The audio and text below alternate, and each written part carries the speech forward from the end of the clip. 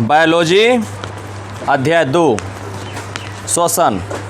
इसका आज हम लोग टेस्ट लिए हैं ना, जिसमें कि टोटल कितना ऑब्जेक्टिव था? टोटल 30 ऑब्जेक्टिव था। तो ऑब्जेक्टिव आज हम सॉल्व कर लेते हैं।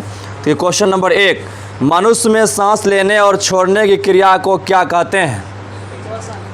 मनुष्य में सांस लेने और छोड़ने की क्रिया को श्वासोच्छ्वास कहते हैं। सांस लेने और छोड़ने की क्रिया है, उसको क्या कहते हैं? श्वासोच्छ्वास कहते हैं। निश्वास द्वारा निकली वायु में क्या रहता है? निश्वास द्वारा निकली हुई वायु में कार्बन डाइऑक्साइड रहता है। क्वेश्चन नंबर 3, श्वसन की क्रिया में खाद्य पदार्थों का क्या होता है? तो श्वसन की क्रिया में खाद्य पदार्थों क्या होता है? विघटन होता है। इनमें सामान्यतः किसका उपयोग कोशिका द्वारा ऊर्जा उत्पादन के लिए होता है? क्वेश्चन नंबर 4, ग्लूकोज का। क्वेश्चन नंबर 5, अवायवीय श्वसन कोशिका के किस भाग में होता है? तो अवायवीय श्वसन कोशिका किस भाग में होता है? कोशिका द्रव्य में होता है। किस में होता है?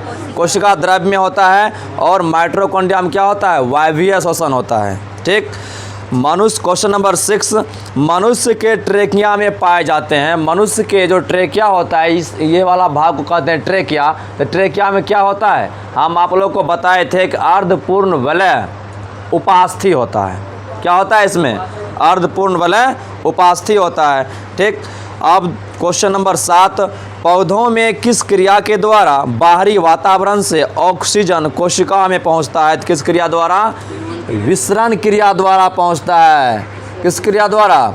विसरण क्रिया द्वारा पहुंचता है। क्वेश्चन नंबर 8, आणविक ऑक्सीजन के उपलब्ध नहीं होने के कारण पायरुवेट का परिवर्तन जंतुओं में किस यौगिक में होता है? तो पहला नंबर ग्लूकोज, तीसरा इथेनॉल, तीसरा साइट्रिक अम्ल, चौथा लैक्टिक अम्ल। तो लैक्टिक अम्ल में होता है। मनुष्य में ट्रेकिया की लंबाई कितनी होती है? ये जो है ट्रेकिया, मनुष्य में ट्रेकिया की लंबाई कितनी होती है?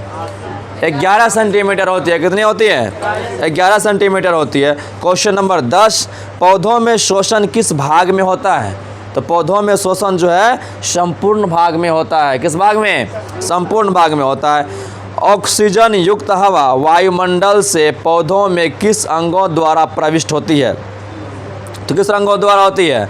रंध्र द्वारा, अंतरकोशिकीय स्थान द्वारा, वातरम द्वारा, इनमें से सभी के द्वारा होता है।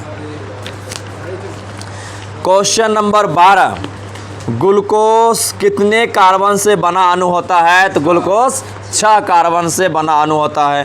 क्वेश्चन नंबर 13, जंतुओं की अपेक्षा पौधों में श्वसन की गति क्या होती है? जंतुओं की अपेक्षा पौधों में श्वसन की गति धीमी होती है। ऑक्सीजन की अनुपस्थिति में पायरुवेट से इथेनॉल एवं कार्बन डाइऑक्साइड बनने की क्रिया क्या कहलाती है? क्या कहलाती है? किण्वन की क्रिया कहलाती है। और किण्वन की क्रिया किस में होती है? ईस्ट में होती है। किस में होती है? ईस्ट में होती है। आगे क्वेश्चन है, क्वेश्चन नंबर 15, किस जंतु में श्वसन गैसों का आदान प्रदान रक्त और जल के बीच विसरण के द्वारा होता है? किस में होता है? मछली में, पैरामीशियम में, अमीबा में, इनमें सभी में। तो मछली में जो है, मछली में श्वसन गैसों का आदान प्रदान किस में होता है? जल द्वारा होता है। पचे हुए भोज्य पदार्थों से ऊर्जा के उत्पादन में भोजन अणुओं का क्या होता है? तो भोजन अणुओं क्या होता है?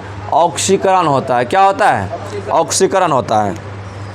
क्वेश्चन नंबर 17, समस्त जैव कोशिकाओं में रासायनिक ऊर्जा के सार्वजनिक वाहक को क्या कहते हैं? एटीपी कहते हैं। सार्वजनिक वाहक को क्या कहते हैं?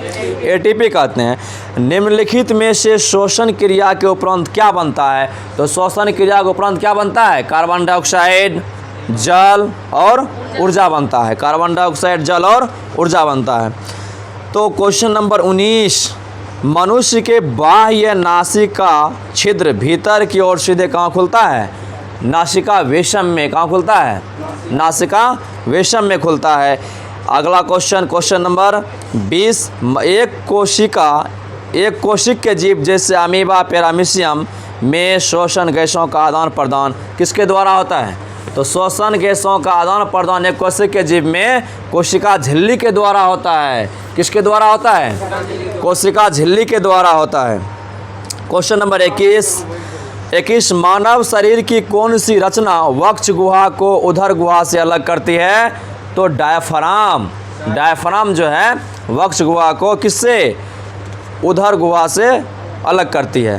क्वेश्चन नंबर 22 निम्नांकित कौन सीधे वायुकोश या एल्वियोलाई में खुलती है?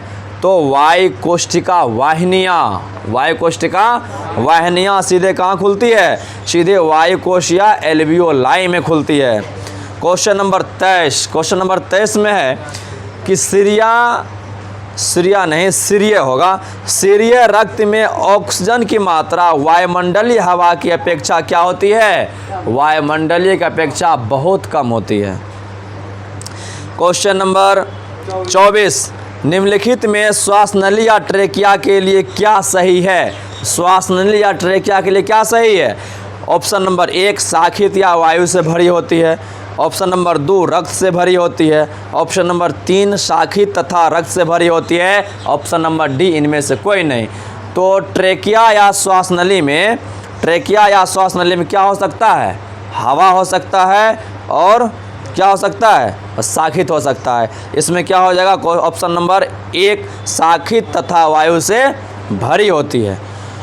क्वेश्चन नंबर 25 टिड्ढा तथा तिलचट्टा में श्वसन निम्नांकित किसके द्वारा